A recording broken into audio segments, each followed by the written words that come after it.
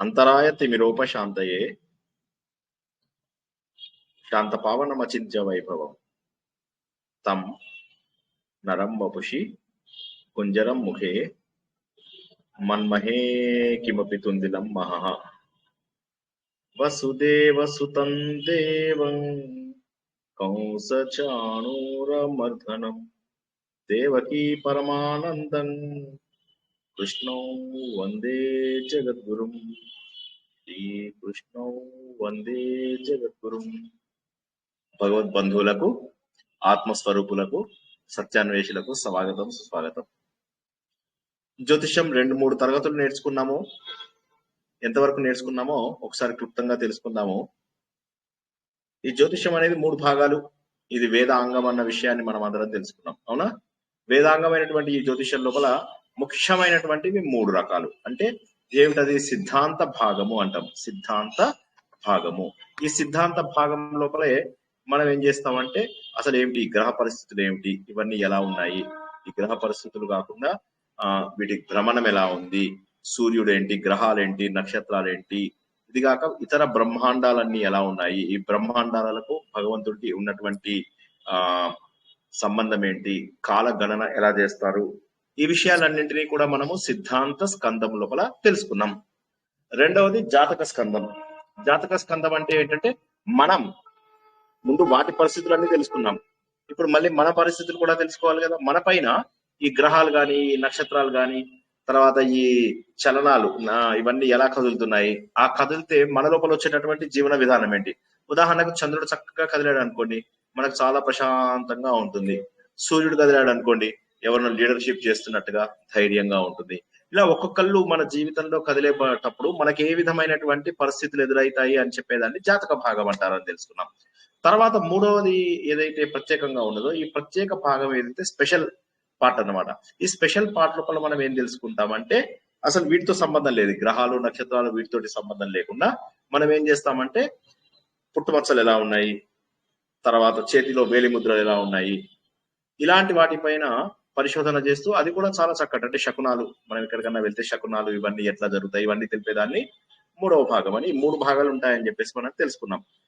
ఇందులోపల ముఖ్యంగా ముందు మనం చూసేది ఏంటంటే సూర్యుడు చుట్టూ గ్రహాలు తిరుగుతున్నాయి.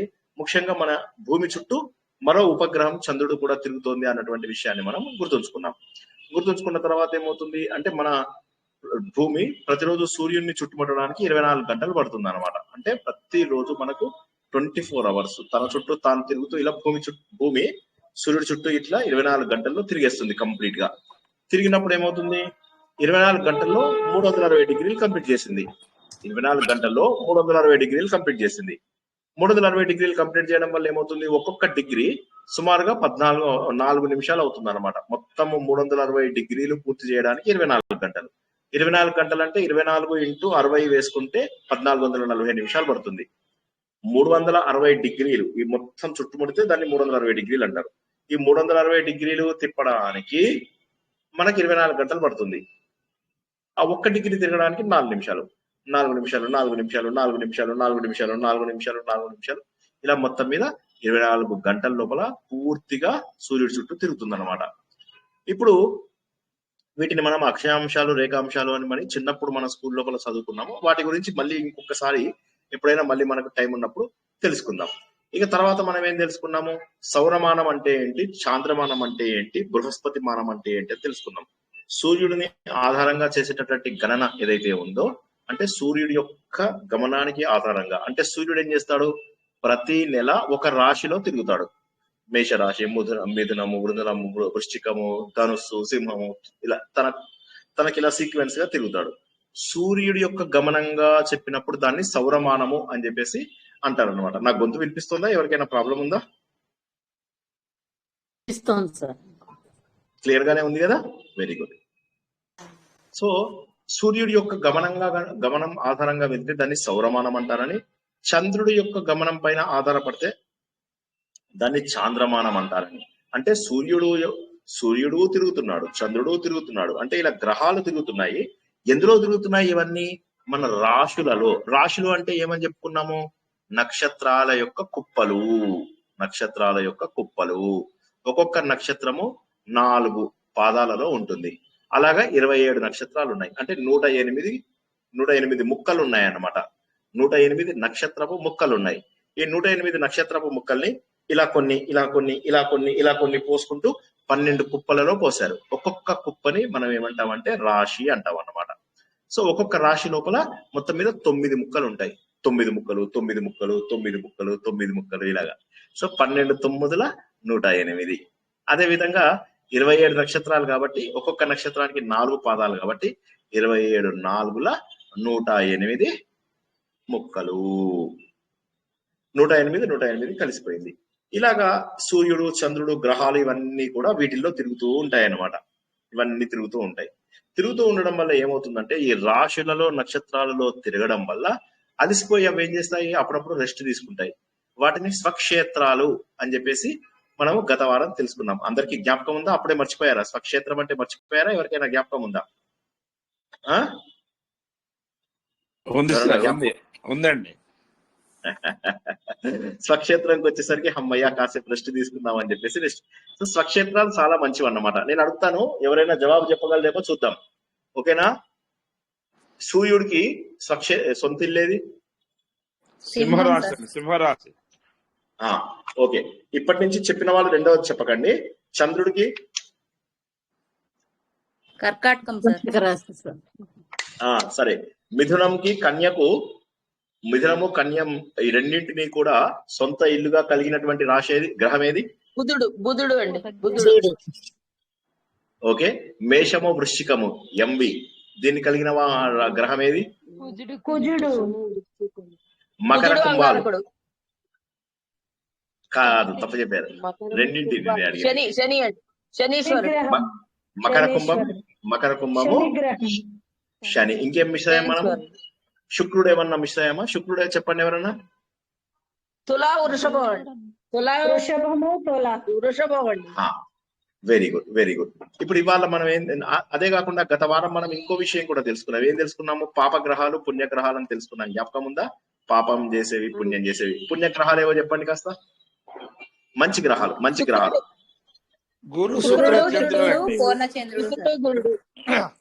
పూర్ణచంద్రుడు. గురుడు అంటే ఎవరు? బృహస్పతి అంటే ఎవరు? దేవగురు. యొక్క ఆస్థాన కవి. ఇది ఆయన. ఓకే, గురువు. తర్వాత ఈయన శుక్రాచార్యుడు ఎవరు? రాక్షస గురు. వీళ్ళిద్దరిలోకి కూడా ఎక్కువ శక్తి మనకి ఇచ్చేది ఎవరు? శుక్రాచార్యుడు. కాదమ్మా, శుక్రాచార్యుడు. ఇది చెప్తూ నేను ఒక ఉదాహరణ చెప్పాను భగవద్గీతలో. ఎవరన్నా చెప్పగలరా ఏం ఉదాహరణ చెప్పాను? కవినాం ఉషనా కవి.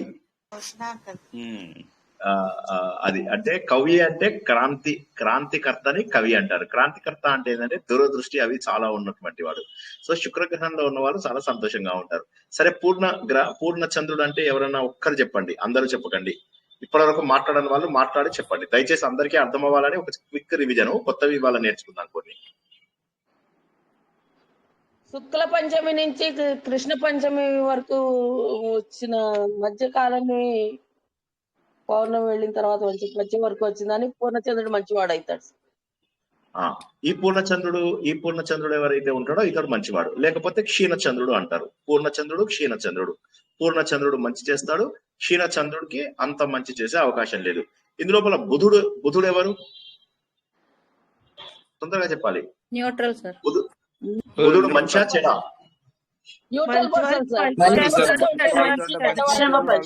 మిశ్రమం సార్. మిశ్రమ ఫలితం. Very good. బుధుడు మిశ్రమ ఫలితం కలిగిన వాడు. మిగతా వాళ్ళందరూ కూడా బుధుడు తటస్థంగా ఉంటాడు. కరెక్ట్. తర్వాత మనం ఇంకా ఏం తెలుసుకున్నాము? స్త్రీకి సంబంధించినటువంటి ఏంటమ్మా?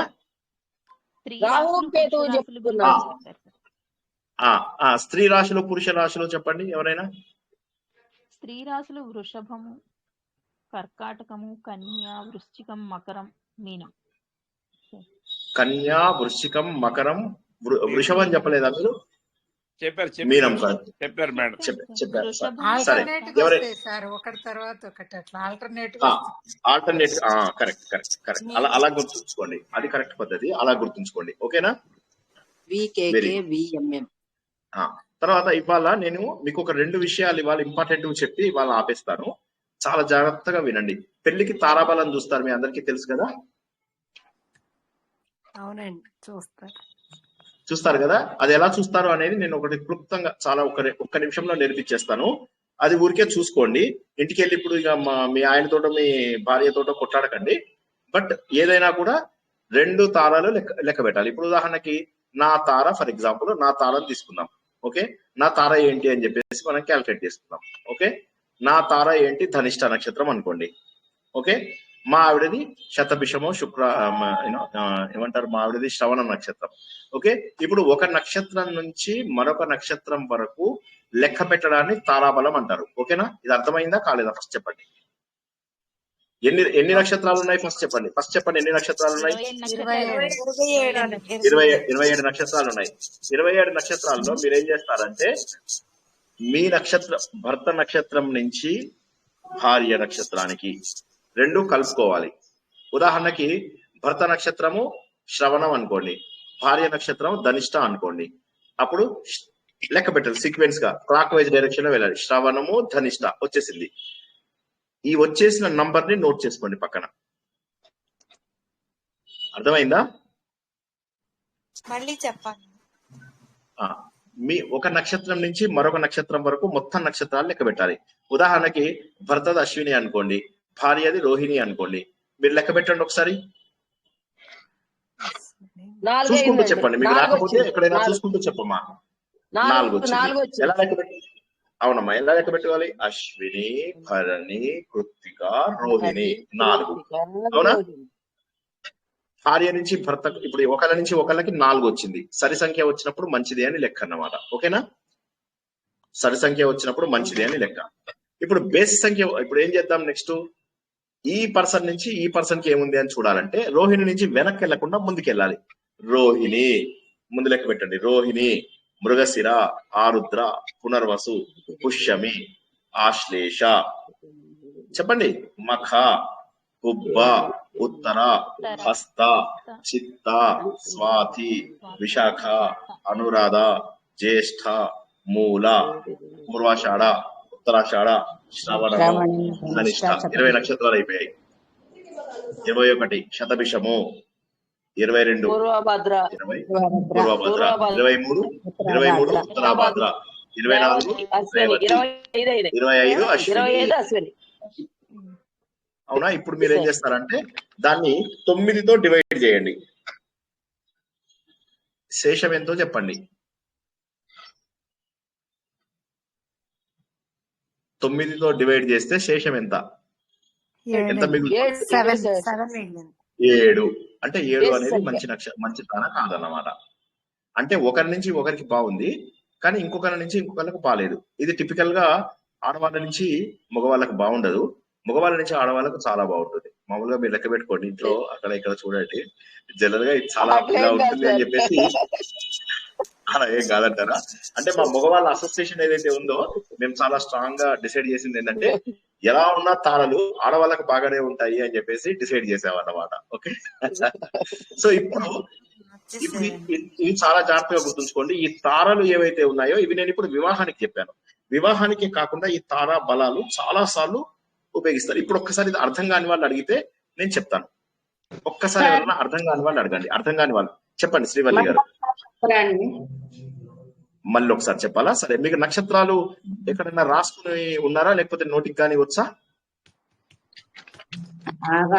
సార్, అంత బాగా గుర్తులేదు సార్. రాసుకుని ఉంటారా? పోనీ రాసుకుని చూస్తే గుర్తు ఈజీగా చేయగలుగుతారు. మీకు లేకపోతే ఇప్పుడు ఒక నక్షత్రం పక్కన పెట్టుకోండి క్యాలెండర్. అమ్మ చూడండి అమ్మ, ఒక నక్షత్రం నుంచి మరొక నక్షత్రానికి లెక్క పెట్టుకోవాలి. ఒక నక్షత్రం నుంచి మరొక నక్షత్రానికి లెక్క పెట్టుకోవాలి. లెక్క పెట్టుకున్నప్పుడు వచ్చే సంఖ్య ఏదైతే ఉంటుందో ఆ సంఖ్య ఎంతో చూసుకోవాలి. పోనీ ఇంకొక ఉదాహరణ, ఇంకెవరికైనా అర్థం కాని వాళ్ళు ఎవరైనా ఉంటే చెప్పండి. వీటితో పాటు ఇంకోసారి చెప్తాను, పర్వాలేదు, మొహమాటం లేదు. సార్ జై శ్రీకృష్ణ అండి. సార్ చెప్పండి సార్. అదే ఇప్పుడు మనకి అశ్విని, భరణి, కృత్తిక 3 అనుకుంటే ఎగ్జాంపుల్ లో అశ్విని, భరణి 2 నక్షత్రాలు అనుకుంటే రెండే ఉంటే అశ్వినితో కూడా లెక్క పెట్టాలండి. అశ్విని భరణి అంటే రెండు. అవునండి అవునండి, రెండు లెక్క పెట్టాలి. రెండు నక్షత్రాలని కలుపుకోవాలి నంబర్స్ లో. అది ఓకే. స్టార్టింగ్ ఎండింగ్ కలపాలి, ఖచ్చితంగా కలపాలి. ఉదాహరణకి శ్రవణము ధనిష్ట. ఓకే, సో ఇప్పుడు మా ఆవిడది శ్రవణము, నాది ధనిష్ట, అవునా? అప్పుడు ఏమవుతుంది? తన నుంచి నాకు 1 2, అవునా? 2 అంటే మంచిది. నా నుంచి తనకు లెక్క పెట్టాలి, నా నుంచి తనకు లెక్క పెట్టాలి. లెక్క పెడితే 27 అవుతాయి. ముందేం చేశారు? మన నక్షత్రం ఏదుందో అది కూడా కౌంట్ చేసుకోవాలి కదా? ఖచ్చితంగా కౌంట్ చేసుకోవాలి, ఖచ్చితంగా కౌంట్ చేసుకోవాలి. కానీ ఒకసారి ఎలా వస్తుందంటే ఇప్పుడు 9 కౌంట్ అయిపోయినా ఇంకా ఆ నక్షత్రం మనకు కావాల్సిన నక్షత్రం ఒకసారి రాదు. మరి అప్పుడే 9 అయిపోయితే మళ్ళీ ఒకటి నుంచి మొదలు పెట్టాలా? కాదు, మొత్తం లెక్క పెట్టేసేయండి. ముందు మొత్తం లెక్క పెట్టేసేసేయండి. లెక్క పెట్టి దాన్ని 9తో డివైడ్ చేయండి, సరేనా? ఓకే. 9తో ఏమన్నా కారణం ఉందండి? నాకు అర్థం కాలేదు. ముగ్గురు నలుగురు అడిగారు కదా, నాకు అర్థం కాలేదు. శ్రవణము 27 వచ్చింది, 9 పెట్టి డివైడ్ చేస్తే 3 వచ్చింది కదా బేసిక్. శేషం ఎంత ఉందో చూడాలమ్మా. శ్రవణం నుంచి ధనిష్ట 2, ధనిష్ట నుంచి శ్రవణ 27. ఇప్పుడు అందరూ ఇప్పుడు ఒక్క నిమిషం ఆగండి అమ్మా. ఇప్పుడు అందరూ ఇంతవరకు గుర్తుందా? ఇప్పుడు ఆవిడ చెప్పింది అందరికీ అర్థమైందా? మా భార్యది శ్రవణ, నాది ధనిష్ట. అర్థమైంది సార్. మా ఆవిడది శ్రవణము, నాది ధనిష్ట. శ్రవణము ధనిష్ట 2 వచ్చింది. మా ఆవిడ నుంచి నాకు 2 అంటే సంపత్తారా అని అనుకుందాం కొద్దిసేపటికి. మళ్ళీ నా నుంచి మా ఆవిడకి లెక్క పెట్టాలి. లెక్క పెడితే 27 వచ్చింది.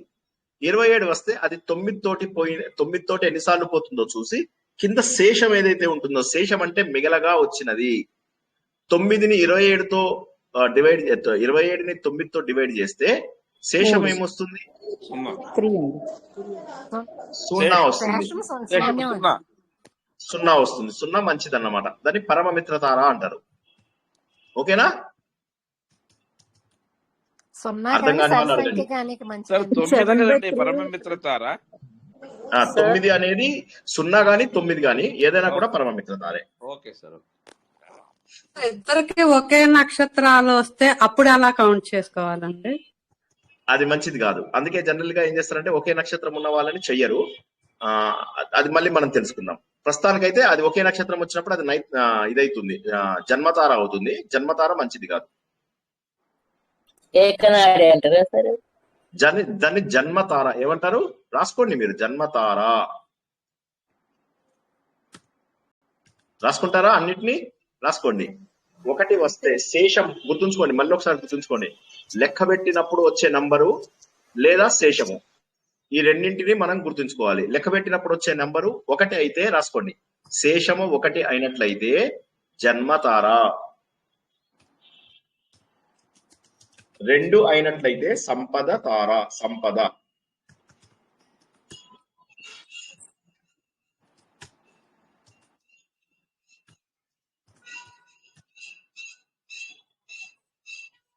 మూడు విపత్తు తార, 3 విపత్తు తార.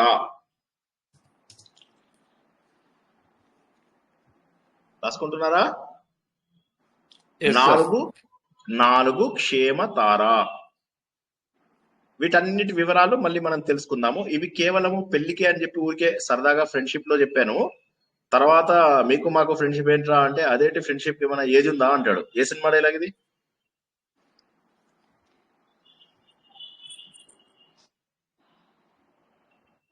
బ్రహ్మానందము, ఎన్టీఆర్.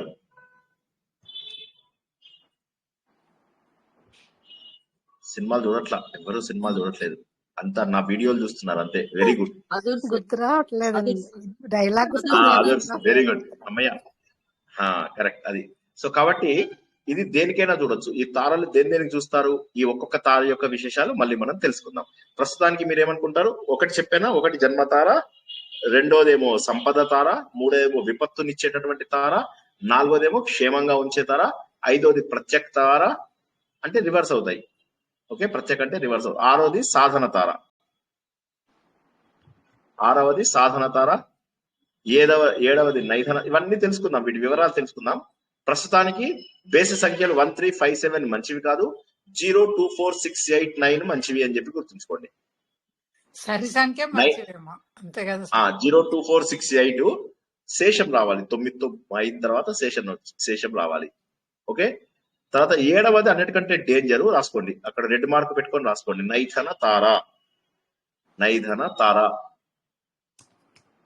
ఓకే, ఒక్కొక్కసారి ఒకే రోజు 2 నక్షత్రాలు వస్తాయి కదా, అప్పుడు ఏ నక్షత్రాలు తీసుకోవాలి? ఏంటమ్మా? ఒక్కొక్క రోజు 2 నక్షత్రాలు వస్తాయి ఒకటే రోజున. చెప్తాం అవి తెలుసుకుందాం. ఇప్పుడు ప్రస్తుతానికి ఇది జస్ట్ మనం వివాహాలకి తర్వాత వీటికి ఏమంటారు, మంచి నంబర్స్ ఏంటో చెప్పండి. 7 రాసుకున్నారా లేదా? 7వది ఏంటి? నయనతార. నయనతార కాదు. అదే, మీరెవరో వింటున్నారా లేకపోతే వినట్లేదా? ఇంకా అదుర్స్తూనే ఉన్నారా? 8వది మిత్రతార. 0 లేదా 9 అంటారు. 0 అన్న 9 అన్న ఒకటే. దీన్ని పరమ మిత్రతార అంటారు. ఒక్కసారి ఎవరైనా చదువుతారా? జన్మతార 1, 2 సంపత్తార, 3 విపత్తార, 4 క్షేమతార, 5 ప్రత్యక్ తార, 6 సాధన తార, 7 నైదన తార, 8 మిత్రతార, 9 పరమమిత్ర తార. 9, 0 పరమమిత్ర తార. అన్నింటిలోకి డేంజరస్ ఏది? నైదన తార 7. చాలా డేంజర్ అని చెప్పేసి నైషంతార అండి, పేరేంటండి? నైధన. గ్రూప్ లో ఎవరైనా నోట్స్ పెట్టండి ప్లీజ్. ఎవరైనా కాదు, అందరూ వీలైనంత మంది పెట్టండి, మొహమాటం లేకుండా. గ్రూప్ లో మాత్రం నోట్స్ ఖచ్చితంగా పెడుతూ ఉండండి. ఓకేనా? నైధన తార మంచిది కాదు. సార్ ఇప్పుడు 09 సార్ ఇవన్నీ date of birth law sir? ఎట్లాగా ఇవి ఆ డేట్ లో పుడితే మంచిది కాదా? అట్లాగా కాదు. ఇద్దరు వ్యక్తుల మధ్యలో, లేకపోతే ఒక రోజుకి మనకు మధ్యలో. ఇప్పుడు ఉదాహరణకి పెళ్లికి ముఖ్యంగా తారలు చూసి వదిలేస్తారు చాలా మంది. తారలు గుణాలను ఉంటాయి. గుణాలంటే తెలుసా? నంబర్స్ ఉంటాయి. 34 నంబర్స్ ఉంటాయి చూడండి. 17 రావాలి మినిమం. జ్ఞాపకం ఉందా ఎవరికైనా? పెళ్లికి చూసేవి, పెళ్లి కంటే వధూవరులకు గాని వాటికి చూసే వాటిలో తారాబలాలు అంటారు. తారాబలం సినిమాల లోపల కూడా మనం చూస్తాం చూడండి. తారాబలాలు చెప్పండి అంటే వాడు ఇలా చూసి ఇదండి మీ తారాబలం అని చెప్పేసి చెప్తాడు. అవునా? ఆ తారాబలం గురించి తెలుసుకుంటున్నాం. ఈ తారాబలం ఎందుకు అవసరము? ఒకరి నుంచి ఇంకొకరికి ఎలా ఉంది. ఉదాహరణకి స్నేహంకి కూడా ఇది తీసుకోవచ్చు. మీరు ఇప్పటి నుంచి ఫ్రెండ్షిప్ చేసేటప్పుడు ఏం చేస్తారు? సరే, if you don't mind, me medical report తర్వాత మీ స్టార్ చెప్పండి అని అడుగుతారు. అంతేనా? అడిగిన తర్వాత అప్పుడు మీరు వాళ్ళతోని ఫ్రెండ్లీగా ఉండొచ్చు. ఎందుకంటే వాళ్ళ నుంచి మనకి ఏ రోగాలు రాకూడదు, తర్వాత వాళ్ళ నుంచి మనకు ఫ్రెండ్లీగా ఉండాలి. సో ఈ నక్షత్రం చూసుకుని మనకు బాగుందా లేదా చూడాలన్నమాట.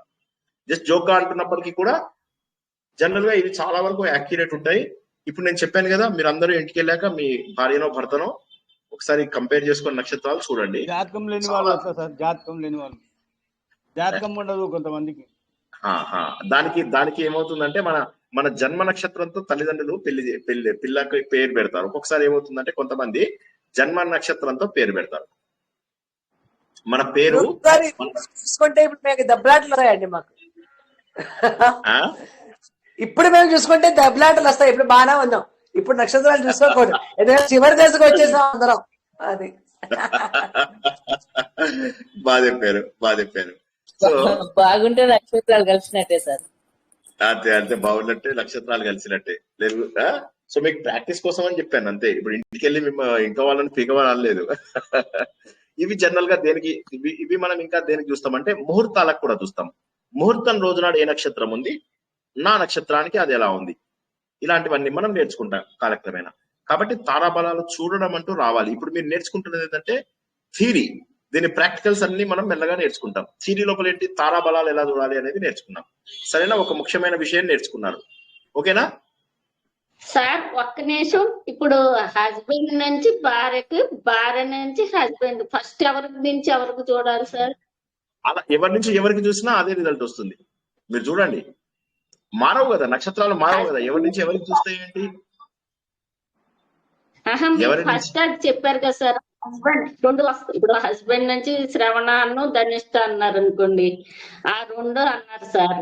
ఇక్కడ నుంచి రెండే వస్తాయి. ఇక్కడ ధనిష్ట నుంచి శ్రవణంకి వచ్చేసరికి లాస్ట్. అంటే ఇప్పుడు ఎటు నుంచి ఎటు భార్య నుంచి మళ్ళీ వెనక్కి చూడాలా సార్? వెనక్కి వెళ్ళకూడదు అమ్మా, వెనక్కి వెళ్ళకూడదు. అశ్విని భరణి కృతిక రోహిణి మృగశిర ఆరుద్ర పునరుస పుష్యమ ఆశ్లేష మగ పుబ్బ ఉత్తర హస్త చిత్త స్వాతి విశాఖ మూల పూర్వాషాఢ ఉత్తరాషాఢ శ్రవణం ధనిష్ట శతభిష పూర్వభద్ర ఉత్తరభద్ర రేవతి ఈ సీక్వెన్స్ లోనే రావాలి. ఓ మళ్ళీ అటు ముందుకు వెళ్ళాలి, ముందుకే వెళ్ళాలి, వెనక్కి అసలు వెళ్ళొద్దు. ఇప్పుడు మన క్లాస్ లో కూడా మనం ముందుకే వెళ్దాం, వెనక్కి వెళ్ళొద్దు. ఓకే డివైడ్ చేసి దాన్ని బట్టి మనం చూసుకోవాలి, అంతే కదా సార్? 9 తోటి డివైడ్ చేస్తే అన్ని 9తో పోవు. 1 నుంచి 9 వరకు ప్రాబ్లం లేదు మీకు. 9 తర్వాత వచ్చేది 10, 11, 12 ప్రాబ్లం. 1, 2, 3, 4, 5 దగ్గర 6, 7, 8, 9 దగ్గర ఆగిపోతే నో ప్రాబ్లం. 10, 11, 12, 13 అప్పుడు 9తో డివైడ్ చేయాలి మీరు. 9 కంటే ఎక్కువ ఉంటే 9తో డివైడ్ చేయాలి. 9 కంటే తక్కువ ఉంటే ప్రాబ్లమే లేదు, నెంబర్ వచ్చేసింది, డైరెక్ట్ గా వచ్చింది కదా. ఉదాహరణకి అశ్విని నుంచి రోహిణి అనుకోండి, 9తో డివైడ్ చేయాల్సిన అవసరం ఉందా? లేదు. అశ్విని భరణి కృతిక రోహిణి 4 అయిపోయింది. కానీ రోహిణి నుంచి అశ్వినికి లెక్క పెట్టాలనుకోండి, అప్పుడు మీరు లెక్క పెట్టాలి. రోహిణి మృగశిర ఆరుద్ర పునర్వస ఇట్లా లెక్క పెట్టుకుంటే 25 ఎంత వచ్చింది కదా. 25 పెద్ద నెంబర్ వచ్చినప్పుడు ఏం చేయాలంటే దాన్ని 9తో డివైడ్ చేస్తాం అన్నమాట. సరేనా? అర్థమైందా? Okay sir, okay sir. Very good. మళ్ళీ 9 లెక్క పెట్టి మళ్ళీ 1, 2, 3 అలాగే లెక్క పెట్టుకున్నా కరెక్ట్ గా వస్తుంది సార్. ఎందుకు కన్ఫ్యూజన్? మొత్తం లెక్క పెట్టి 9తో డివైడ్ అలా కూడా చేయొచ్చు, మీరు అలా కూడా చేయొచ్చు, ఏం ప్రాబ్లం లేదు. 9 అయిపోయాక మళ్ళీ 1, 2, 3, 4, 5 లెక్క పెట్టండి, అలా కూడా ఓకే సార్. అలా కూడా చేయొచ్చు. ఇప్పుడు సపోజ్ ఒక 24 టోటల్ వచ్చింది అనుకోండి, 2 + 4 6. 9 మూల 18, 6 మిగిలింది. 6 అంటే ఏం తారా చెప్పండి తొందరగా. 6 అంటే ఏం తారా? సాధన తార. సాధన తార. మంచిది. అంటే వాళ్ళ ఆవిడ ఆయనని సాధిస్తూ ఉంటుంది అన్నమాట. ఓకేనా? Very good. సార్ ఇప్పుడు 2 + 4 6 అంటే సరిపోదా?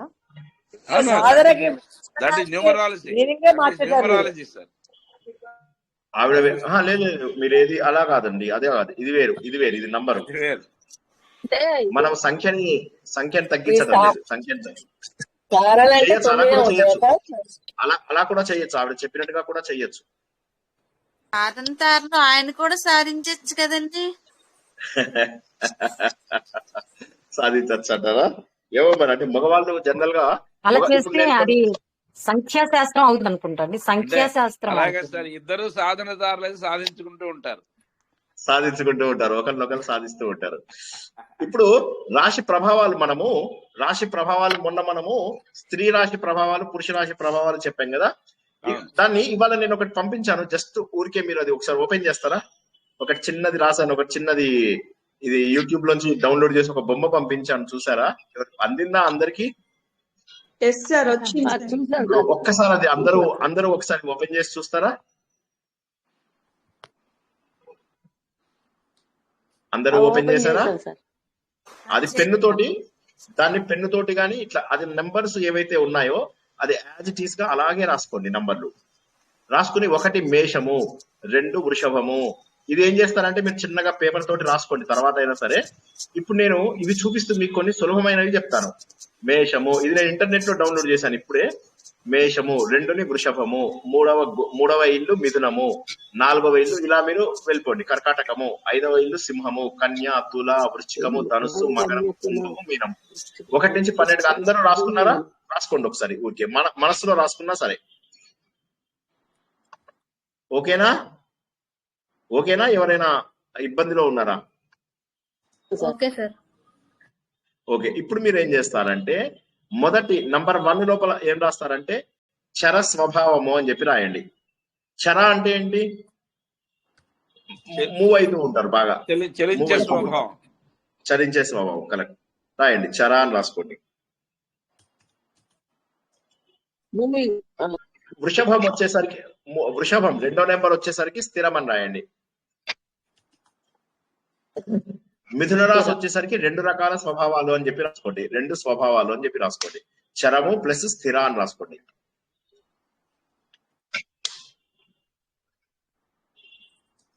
మేషరాశి, వృషభ రాశి, మిథున రాశి రాసారా?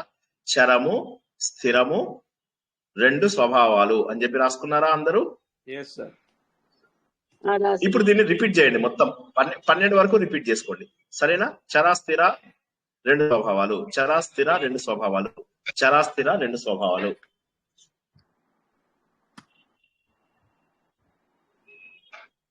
సార్ అప్పుడు కర్కాటకం వచ్చేసి చర స్వభావం అవుతుంది. కంటిన్యూగా అంటే ఇప్పుడు మేష వృషభం మిథున అయిన తర్వాత మళ్ళీ కంటిన్యూగా మళ్ళీ చరం స్థిరం రెండున అలా కంటిన్యూగా. Okay okay. చరాస్థిరము రెండు స్వభావాలు, చరాస్థిరము రెండు స్వభావాలు అయిపోయింది. మీనరాశికి రెండు స్వభావాలు అంతే సార్. 3, 6, 9, 12 అంతేనా? స్వభావాలు వస్తాయి. ఆ, రెండు అందరూ పెడితే అందరూ రాసుకున్నారా?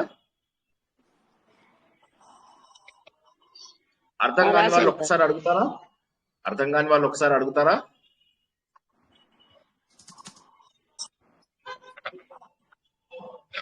అర్థం కాని వాళ్ళు ఒకసారి అడుగుతారా? ఒకసారి చెప్తారండి, కొంచెం అర్థం అవ్వలేదు నాకు. మీరు ఆ టేబుల్ చూసారా? ఫస్ట్ చెప్పండి. చూసానండి. ఆ టేబుల్లో మీరు నంబర్ 1 లో చర అని రాశారు, నంబర్ 2 లో స్థిర అని రాసుకోండి, నంబర్ 3 లోపల రెండు స్వభావాలు అని చెప్పి రాసుకోండి. రాసారా? రెండు స్వభావాలు అలా రెండు కలిపండి. చర ప్లస్ స్థిర అని చెప్పి రాయండి. చర సరే, అని చెప్పి అర్థమైంది. రాయండి. అలా తెలిసిందండి. ఇంకెవరైనా మొహమాటం లేకండి, ఎందుకంటే మళ్ళీ ఒకసారి ఆగిందంటే బండి ఆగిపోతుంది అంతే. ఇక చక్కగా నోట్స్ రాసుకోండి. గురుగారు ఒక మిథున రాశికే రెండు ఉంటాయి స్వభావాలు, ఇంకా వేరే రాశులు ఉండవా? కాదండి, మిథున, కన్యా రాశి, ధనుస్సు రాశి, మకర రాశి, ఈ 4 రాశులు 2 టైప్స్ అన్నమాట. బుధుడు అధిపతి ఉండడానికి 2 స్వభావాలు ఉంటాయి. కాదు ఒకసారి వినండి. మీనరాశి కూడా 2 స్వభావాలే కదా సార్. నేనే చెప్తాను, రాసుకోండి ఆ టేబుల్లో. మేషరాశి చరము, వృషభ రాశి స్థిరము, మిథున రాశి 2 స్వభావాలు, కర్కాటకము చరము, సింహము స్థిరము, కన్యా 2 స్వభావాలు, తులారాశి చరము, వృశ్చిక రాశి స్థిరము. కొంచెం స్లోగా చెప్పరా? సరే. మేష రాశి చరము, వృషభ రాశి స్థిరము, మేష వృషభ మిథున రాశి 2 స్వభావాలు, మేష వృషభ మిథున కర్కాటకం. కర్కాటకం చరము, మేష వృషభ మిథున కర్కాటకము. ఓకే. సింహము స్థిరము, సింహం తర్వాత మిథున కర్కాటక, సింహం కన్య. కన్య 2 స్వభావాలు, కన్యా 2 కరెక్ట్. మేష వృషభ మిథున కర్కాటకాలు, తులా రాశి చరము, తులా చర స్వభావం, వృశ్చికము స్థిర స్వభావము.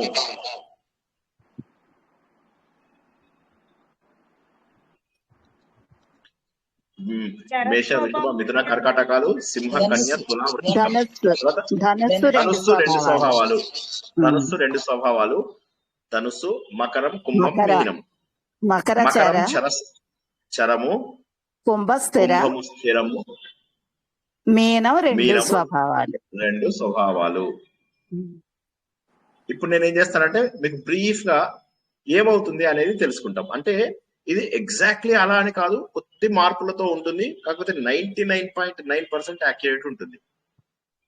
ఓకే, చాలా వరకు యాక్యురేట్. ఇది మీరు కావాలంటే చూసుకోండి. అంటే కొంత డిఫరెన్స్ ఉండవని నేను అనను, ఇంకా చాలా ఫ్యాక్టర్స్ ఉంటాయి. కానీ ఇది నేను చాలా చోట్ల ఇది చేసి పట్టుకొచ్చినటువంటి ఇదన్నమాట. ఇది ఒక్కటి మీరు చాలా జాగ్రత్తగా గుర్తించాలి. ఓకే, ఇది నేను ఎప్పుడు 1992లో నేర్చుకున్న గురువు గారు ఎవరైతే, 1992 అంటే నా ఇంజనీరింగ్ అయిపోయిన తర్వాత అనమాట, వెంటనే నేర్చుకున్న మా ఒక గురువు గారి దగ్గర నేర్చుకున్నాను. ఆయన నాకు నేర్పించిన ఒక షార్ట్ టెక్నిక్ అనమాట ఇది. ఇప్పుడు మీకు ఇవాళ ఎలా అయితే తారాబలాలు ఆయన నేర్పించినవే నేర్పించాను, ఆయన చెప్పిన సిలబస్ నేను మీకు చెప్తున్నాను అనమాట. అదే విధంగా ఇది కూడా ఒక షార్ట్ కట్. అంటే ఇది 100% అని మీరు గుర్తేసేయలేరు, కానీ కొంతవరకు. చరరాశిలో ఉన్న వాళ్ళు జనరల్ గా ఏంటంటే వాళ్ళకి చురుకుతనం బాగా ఉంటుంది, డెసిషన్ మేకింగ్ కూడా చాలా ఉంటుంది. అంటే స్విఫ్ట్, అర్థమైందా? రాసుకోండి. చురుకుతనం అంటే ఏమంటారు? యాక్టివ్నెస్. రాసుకోండి. యాక్టివ్ గా ఉంటారు. డెసిషన్ మేకింగ్ ఫాస్ట్ గా ఉంటుంది.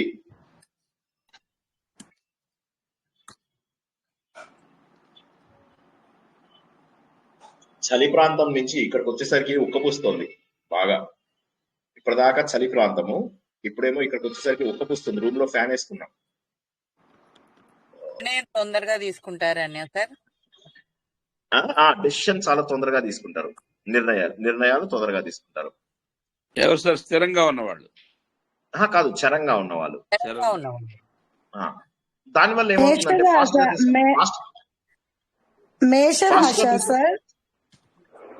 మేషరాశి కాదమ్మా, చరరాశులు ఎన్ని వచ్చాయి చెప్పండి ఇప్పటికి మీకు? 4 వచ్చినాయి సార్.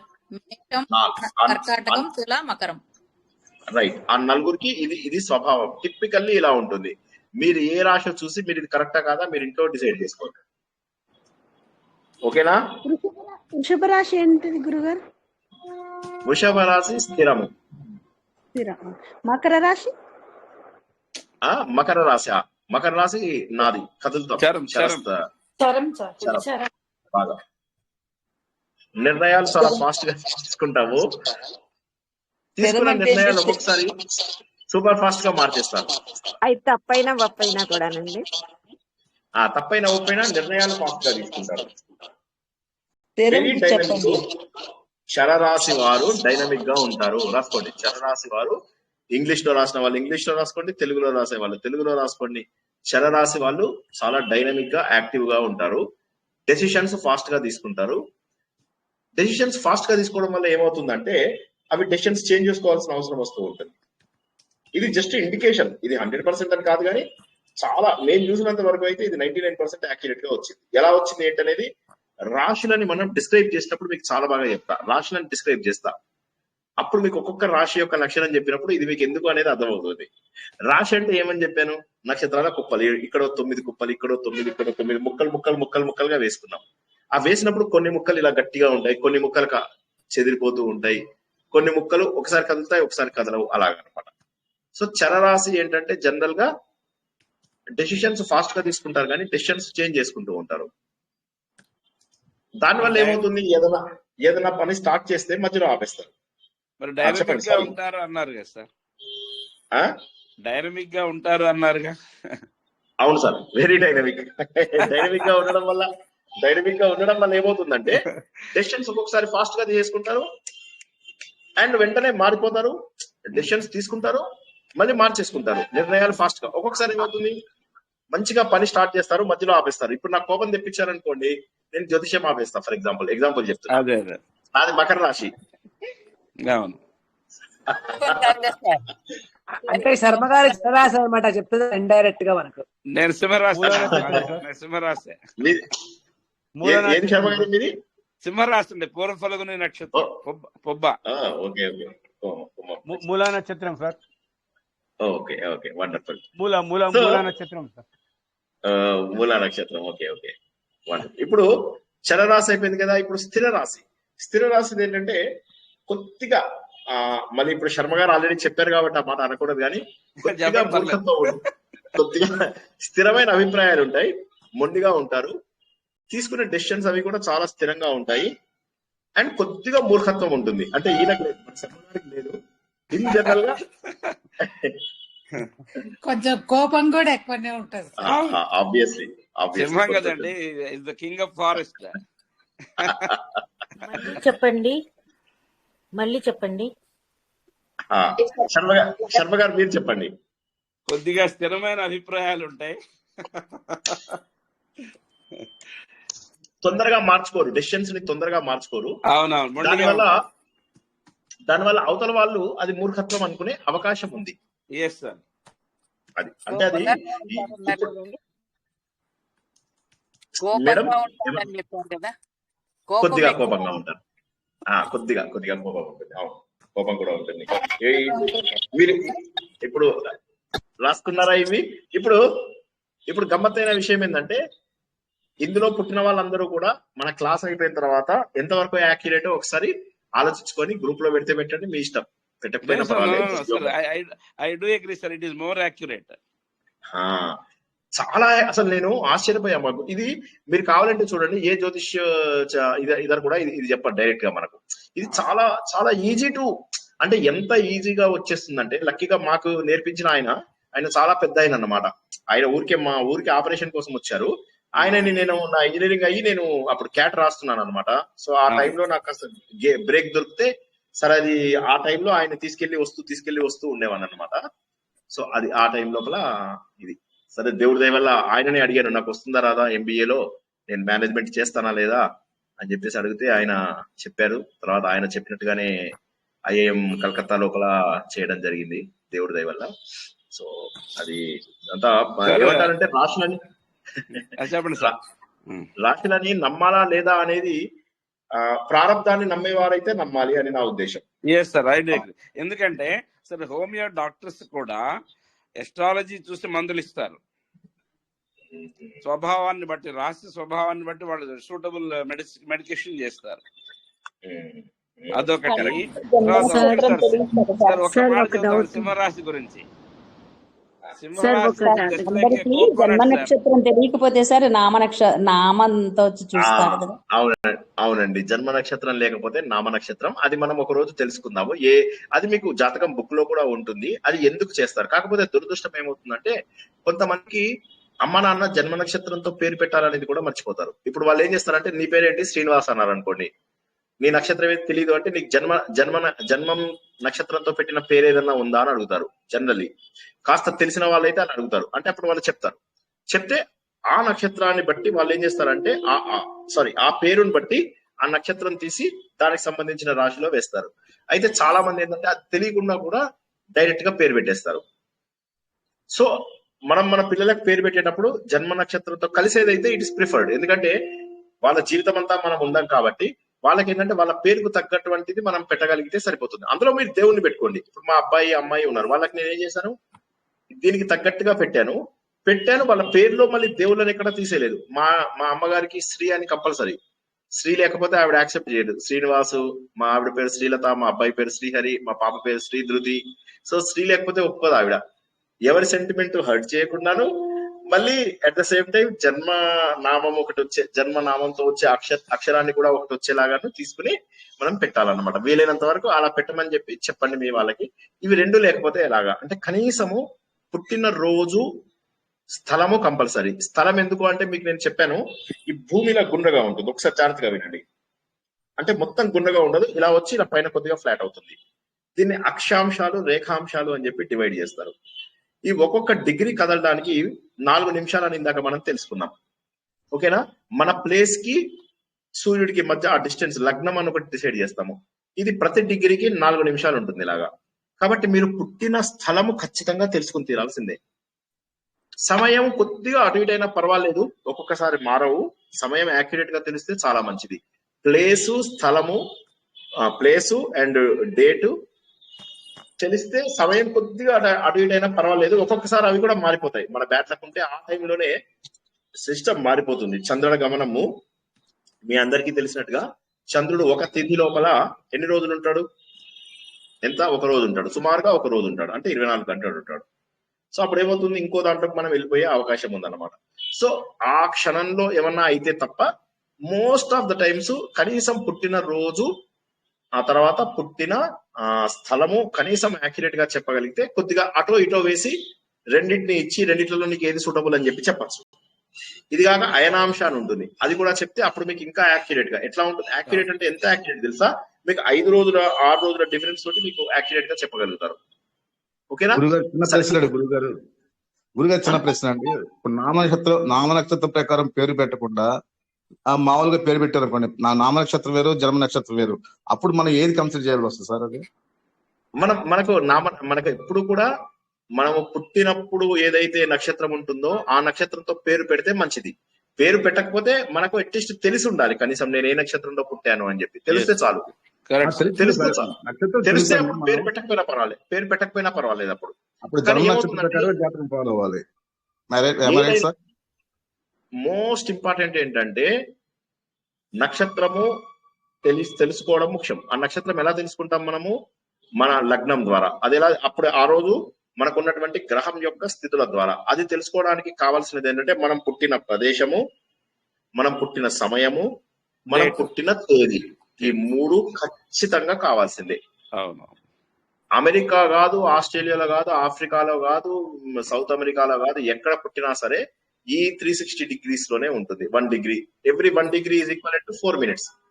ఇలా తిరుగుతూ ఉంటుంది. 360 ఇంటూ ఇట్లా మీరు క్యాల్కులేట్ చేసుకుంటూ పోయారనుకోండి 1440 minutes, అంటే 24 hours. సో అట్లా మీకు మొత్తం భూమి సూర్యుడు చుట్టూ తిరిగే సమయం అంతా వస్తుంది. అలాగే ఈ గ్లోబ్ మొత్తాన్ని మనం ఏం చేసామంటే ఇలా ఉంటుంది భూమి, ఇలా వంకరగా చూడండి, వంకరగా ఉంది. దీన్ని 360 degrees ని 1 degree మారినా కొద్దీ మనకు జాతకం మారే అవకాశం ఉంది.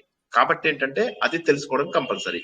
అది తెలుసుకోవడానికి మనకు చిన్నప్పుడే జాతక చక్రం వేయిస్తే సరే, లేకపోతే కనీసం తల్లిదండ్రులు నామంలో సరైనటువంటి నక్షత్రం పెట్టి తీరాలి.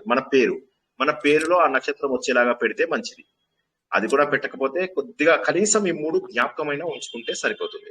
ఎప్పుడైనా ఇప్పుడు కంప్యూటర్ వచ్చేసింది కాబట్టి కంప్యూటర్ లో ఫీడ్ చేస్తే మీకు 5 నిమిషాల్లో మొత్తం డేటా వస్తుంది. So it's very easy. మీకు అన్నిటికంటే ఇంపార్టెంట్ లగ్నము. నేను లగ్నం గురించి చాలా పెద్దగా చెప్దాం అనుకున్నా, బట్ అది బ్రీఫ్ గా చెప్పి నేను ఏం చేస్తానంటే మీకు కంప్యూటర్ లో వేస్తామని చెప్పేస్తాను. అంత ఈజీ అయిపోయింది ఈ రోజుల్లో. మా రోజుల్లో మొత్తము పంచాంగాలు తీసి, ఇప్పుడు 30 ఏళ్ల కిందదంటే 30 ఏళ్ల కిందది తీసి వెతుకుతూ చేసేవాళ్ళం. ఇప్పుడు అది అవసరం లేకపోయింది, మనకు చాలా సులభంగా అయింది. ఎనీవే, స్థిర రాశులు చరరాశులు కాకుండా ఇక ద్విస్వభావ రాశులు చాలా స్ట్రాంగ్. ఉదాహరణకి ఇప్పుడు మీరు తీసుకున్నట్లయితే వీళ్ళు ఏ ప్రాబ్లం అయినప్పటికీ కూడా వీళ్ళకి 3-4 ఇంపార్టెంట్ క్యారెక్టరిస్టిక్స్ పెట్టుకోండి. మీరు అందరూ రాసుకుంటున్నారా? ప్లీజ్ రాసుకున్న వాళ్ళు ఎవరైనా ఉంటే చెప్పండి. సార్ నేను రాసుకోమని చెప్పండి. అందరు రాసుకోవాలండి. శ్రీవల్లి చెప్పండి. స్థిరంగా ఉన్నవారు కొంచెం స్థిరమైన అభిప్రాయాలు తీసుకుంటారు, తొందరగా నిర్ణయాలు తీసుకోరు, కోపంగా ఉంటారు. అంతే కదా సార్? కోపంగా ఉంటారనేది వేరే వాళ్ళు అనుకుంటారు. వీళ్ళు ఇప్పుడు ఏమవుతుందంటే కొద్దిగా మూర్ఖత్వం ఉంది వీళ్ళకి అనుకుంటారు జనాలు. ఎందుకోసమని? వాళ్ళు కొద్దిగా స్థిరంగా ఉంటారు. ఇప్పుడు ఏమనుకుంటారు, ప్రేమ వివాహాలు మంచివా, పెద్దలు కుదిర్చిన వివాహాలు మంచివా అన్నారు అనుకోండి. వాళ్ళు ఏమంటారు, పెద్దలు కుదిర్చిన వివాహాలే మంచివి అన్నారు అనుకోండి. అప్పుడు కష్టమవుతుంది. ఒకటే అభిప్రాయంతో ఉంటారు. సినిమా లోపల వాడు చెప్తాడు కదా, ఏమంటాడు, విత్తనం కరెక్ట్ అయి ఉండాలి, దాని నుంచే చెట్టు చక్కటిది వస్తుంది, కాబట్టి తల్లిదండ్రులు సంస్కారం నేర్పించాలి అంటాడు. ఏం సినిమా అంటే వాళ్ళు డెసిషన్ తొందరగా మార్చుకోరంటారు. తొందరగా మార్చుకోరు.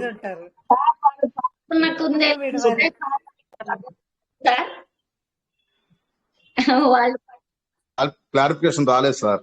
ఇప్పుడు ఆరుద్ర నక్షత్రం పుట్టిన ఆయనకి వృషభరాశి పేరు పెట్టి, అంటే వెంకటాన్ని పెట్టారు అనుకో, ఆరుద్ర నక్షత్రం కాకుకి అట్లా రావాలి కదా, అలా కాకుండా వెంకటాన్ని పెట్టారు అనుకోండి, అప్పుడు ఆరుద్ర నక్షత్రం ఫాలో అవ్వాలా, లేకపోతే ఆ వృషభ రాశిలో ఉన్నటువంటి ఆరుద్ర నక్షత్రమే ఫాలో అవ్వాలి. అతనికి ఏదైనా సరే నక్షత్రం ఎప్పటికీ మారదు. పేరు మీ ఇష్టం వచ్చిన పేరు పెట్టుకోండి, నక్షత్రము మారదు కాక మారదు. తల్లిదండ్రులు పొరపాటున పెట్టిన పేరు పెట్టినా, తల్లిదండ్రులు కావాలని తప్పు పేరు పెట్టినా నక్షత్రము మారదు. ఆ నక్షత్రాన్ని డిసైడ్ చేయడానికి ఆ 3 కంపల్సరీగా తెలిసి ఉండాలి. Okay, sure.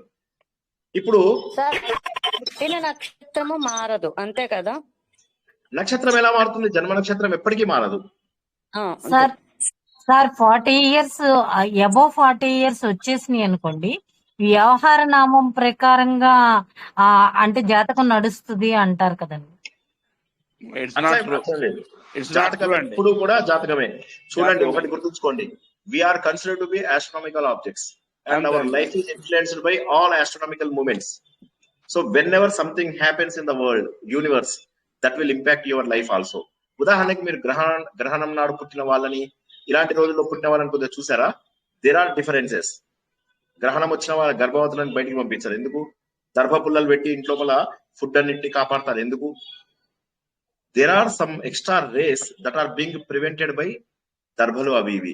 కానీ గ్రహణం అనేటటువంటిది ఏదైతే ఉందో that will impact a person more. గ్రహణం జనరలీ ఆ గ్రహణం రోజు నాడు వచ్చేవి అవి ఇవి మనం తెలుసుకుని ఒక వ్యక్తిని చూడకపోయినా కూడా దాదాపుగా ఆ వ్యక్తి యొక్క బిహేవియర్ ని మనము ప్రిడిక్ట్ చేయొచ్చు అన్నమాట. కాబట్టి మనము ఈ గ్రహాలతో సంబంధం ఉన్నంత వరకు గ్రహ యొక్క పరిస్థితులు మన జీవితాన్ని ప్రభావితం చేసి తీరుతాయి. ఓకే, ఇంకా వేరే ఇక దాంట్లో ఇంకా డౌట్ లేదు ఇక మీకు. ఓకేనా? అయితే ఈ జాతకాలు చెప్పేవాళ్ళు మన జీవితం గ్రహాలు అనుకున్నట్టుగా మన జీవితం నడుస్తుందా, లేకపోతే మనం చేసిన ప్రారంభం కర్మల మూల నడుస్తుందా? కరెక్ట్. మన ప్రారంభం ఎలా వస్తుంది అంటే మనకు గ్రహాల యొక్క మూమెంట్ వల్ల వస్తుంది. సో రెండు లింక్డే, ఒకదానితో ఒకటి లింక్ అయి ఉంటాయి. భగవంతుడు మనం ఒక నక్షత్రంలో ఒక సమయంలో పుట్టించాడు అంటే ఒక కారణంతో పుట్టిస్తాడు అనమాట. అప్పుడు ఆ కారణం ప్రకారం ఏమవుతుంది, అందులో వెళ్తాం మనం. పుట్టిన వాడిని తీసుకెళ్లి నేను ఇంజనీరింగ్ వర్క్ షాప్ లో పెట్టాను అనుకోండి, ఒకరిని, వాడు ఇంజనీరే అవుతాడు. ఒకరిని తీసుకెళ్లి ఒక స్కూల్లో పెట్టాను అనుకోండి, వాడు గురుకులం స్కూల్లో పెట్టాను అనుకోండి, వాడు ఆ గురుకులం విద్యనే నేర్చుకుంటాడు.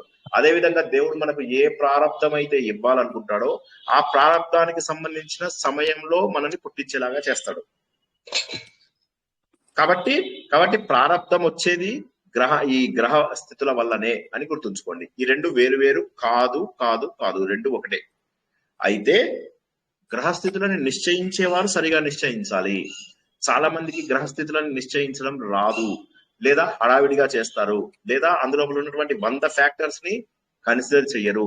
ఇది కాక మనం కన్సిడర్ చేసేది కేవలం 9 గ్రహాలే. ఇంకా కూడా కొన్ని గ్రహాలు మనకు తెలియనివి ఉండవచ్చు, మనల్ని ప్రభావితం చేస్తుండవచ్చు. అటువంటప్పుడు ఏమవుతుందంటే మనకు కొన్ని ఫలితాలు తప్పుగా వచ్చే అవకాశం ఉంది. కాబట్టి దీనికి ఏంటంటే చాలా ఎక్స్పీరియన్స్, అనుభవం ఉంటే చెప్పడం అనేటటువంటిది సులువు. లేకుండా డైరెక్ట్ గా కంప్యూటర్ లో చూసుకుంటే కంప్యూటర్లో ఏమంటారు, ఎక్కడ ఉచ్చస్థితి ఉంది, ఎక్కడ నీచస్థితి ఉంది, ఎక్కడ వక్ర బుద్ధి, ఇవి చూసేసి వాటిపైన ఆధారపడి జాతకం వేసేస్తారు అనమాట. అలా కాకుండా manual interpretation is very important. జాతక చక్రం వేయడం వరకు కూడా computer is excellent. Computer help ఎంత ఉందో నేను చెప్పలేను. ఎందుకంటే నేను ఒకప్పుడు మా గురువు గారితో కూర్చొని అవన్నీ వేస్తుండేవాడిని.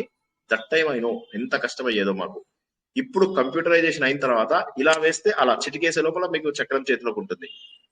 సో అది as you said sir, manual inferences and interpretations are very very very important. yes sir, 100% correct.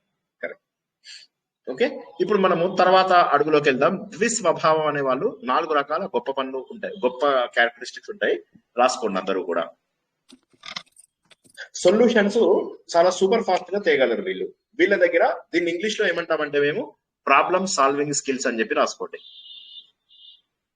Okay, and వీళ్ళు మల్టీ ఫ్యాసెటెడ్ ఉంటారు, అంటే బహుముఖ ప్రజ్ఞాశాలులై ఉంటారు. బహుముఖ ప్రజ్ఞాశాలి, చొచ్చుకుపోతారు, అన్ని చోట్లకి బాగా చొచ్చుకుపోతారు. ద్విస్వభావం. ఓకే, ద్విస్వభావం ఉన్న వారిలో 4 ముఖ్య లక్షణములు కనిపించును. మొదటిది, వీరు బహుముఖ ప్రజ్ఞాశాలులై ఉందురు, పలు విషయములపై చక్కటి అవగాహన కలిగి ఉందురు. స్లో సార్, కొద్దిగా స్లో సార్. పలు విషయములపై చక్కటి అవగాహన కలిగి ఉందురు.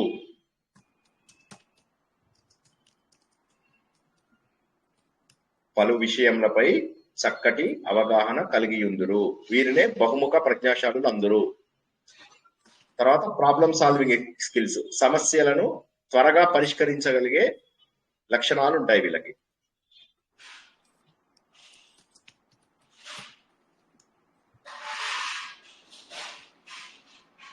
వాక్ చాతుర్యం ఎక్కువ ఉంటుంది, చొచ్చుకుపోతారు. ఎక్కువ ముందుకు వెళ్ళరు. వాక్ చాతుర్యం ఉంటుంది కానీ చొచ్చుకుపోయే వాళ్ళు మొదటి కేటగిరీ. వాళ్ళు. వీళ్ళకి చొరవ కొద్దిగా తక్కువ కానీ మంచి వాక్ చాతుర్యం ఉంటుంది అన్నమాట. ఓకేనా?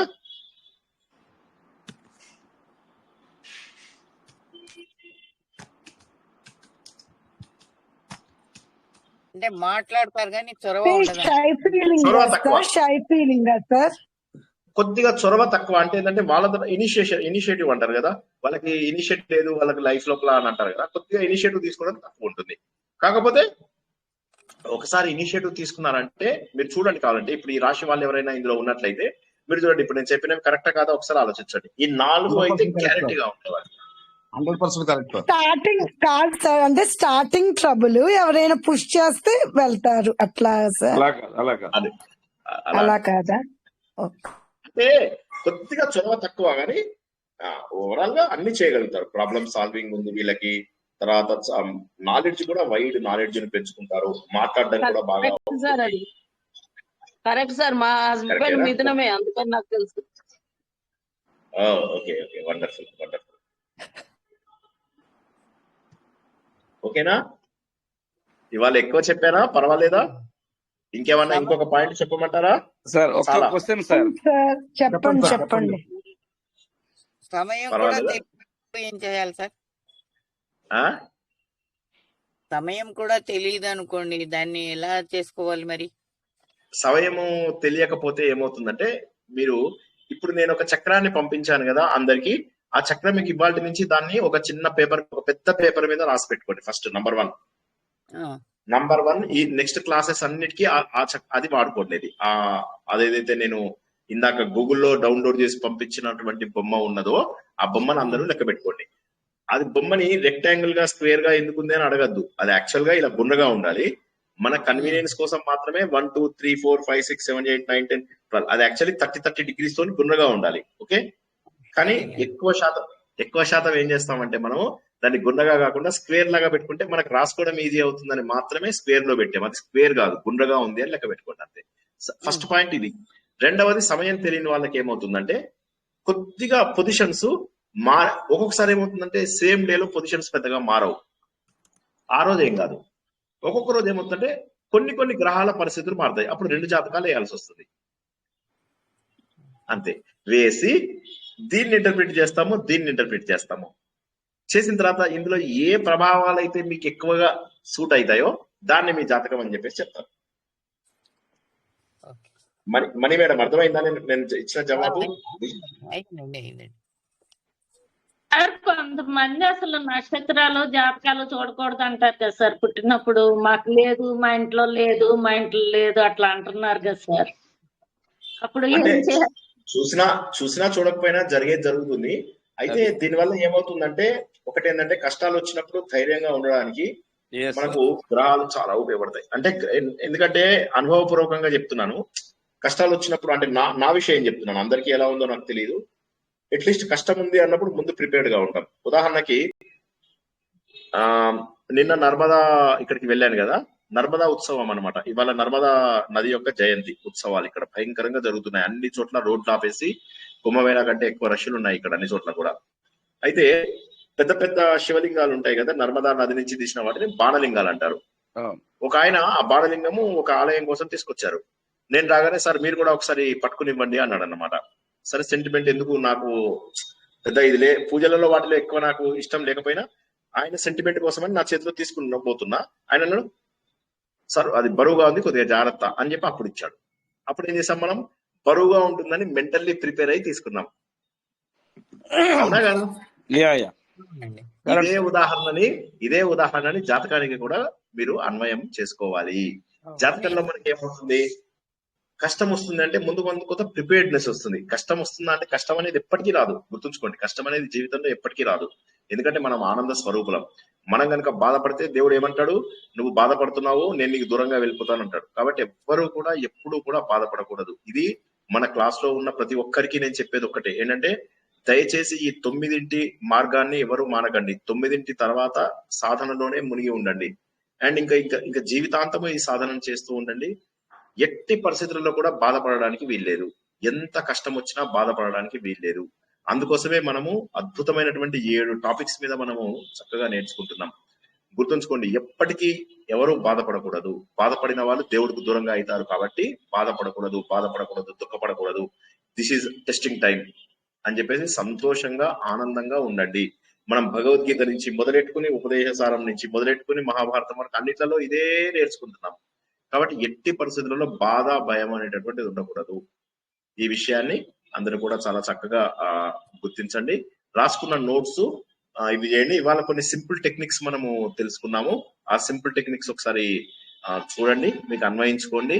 ఆ టేబుల్ మాత్రం ఖచ్చితంగా అందరూ ఈ రోజు నుంచి అది ప్రతి జ్యోతిష్యం క్లాస్ కి తీసుకురండి. తీసుకొస్తే మనము దానికి సంబంధించినవి కొన్ని చెబుతూ ఇంకా ముందుకు వెళ్తూ చూద్దాం. ఓకే, ప్రస్తుతానికి 12 క్లాసులు అనుకున్నాను. 12 క్లాసుల్లో క్లుప్తంగా ఎంత వీలైతే అంత చెప్దాము అన్నట్టుగా వీలైనన్ని. ఇప్పుడు మనం వారాల గురించి ఇవన్నీ మనం ఇంతకు తెలుసుకున్నాం కదా. పంచాంగంలో మనము వారం వింటే మనకు ఆయుష్, తిథులు వింటే సంపద, యోగం తెలుసుకుంటే రోగాలు తగ్గుతాయని, కరణం తెలుసుకుంటే కార్యసిద్ధి జరుగుతుందని, ఇలా మనం అన్ని. ఇంకోటి ఏముంది? తిథి, వార, నక్షత్రం. నక్షత్రం అంటే పాపాలు దోషాలు, నక్షత్ర దోషాలు పోతాయని. ఇలా మనం ఏవైతే 5 తెలుసుకున్నామో అవి ప్రతిరోజు మనం గీతా దైనందిన పబ్లిష్ చేస్తున్నామో అవి అందరూ కూడా తప్పకుండా చూసుకోండి. అండ్ వీటన్నిటి వల్ల ఏమవుతుందంటే మనకేంటంటే కష్టములను తట్టుకునే శక్తి వస్తుంది. మన గీతని భగవంతుడు కూడా మార్చడు. మనకు ఫేట్, ఫ్రీ విల్ ఉంది. ఫేట్ భగవంతుడు మార్చడు, ఫ్రీ విల్ మీ చేతిలో ఉంది. ఈ ఫ్రీ విల్ తో ఏంటి? కష్టాలను ఎదుర్కొనే శక్తి తెచ్చుకోవాలి, భగవంతుడి పైన నమ్మకం తెచ్చుకోవాలి, మంచి మనుషులుగా మారాలి, దేశ సేవ కోసమై ముందుకు రావాలి, ధర్మం యొక్క సేవ కోసమై ముందుకు రావాలి. ఇవన్నీ మన చేతిలో ఉన్నాయి. వాటికి దేవుడు నిన్ను దేశ సేవ కోసమే పుట్టించాను అని అన్నాడు. ఓకే, అలా కొంతమందికి ప్రారంభం ద్వారా వస్తుందేమో, కానీ మనము చేసుకునే నిర్ణయాలు ఏవైతే గొప్ప నిర్ణయాలు ఉంటాయో ఆ నిర్ణయం ముందు ఈ ఫేట్ అనేది బలాదు. ఎంత కష్టం వచ్చినా కూడా ధైర్యంగా. మా నాన్నగారికి 3 సార్లు ఏలినాటి వచ్చింది, కానీ మా నాన్న ఒక్కసారి కూడా భయపడ్డట్టు అనిపించలేదు. ఎందుకంటే he doesn't care, he doesn't bother about anything. All he wants is everybody has to be at home by 9 PM. అందరూ లోపలికి వచ్చిన తర్వాత గొల్లెం పెడతారు, పడుకుంటారు.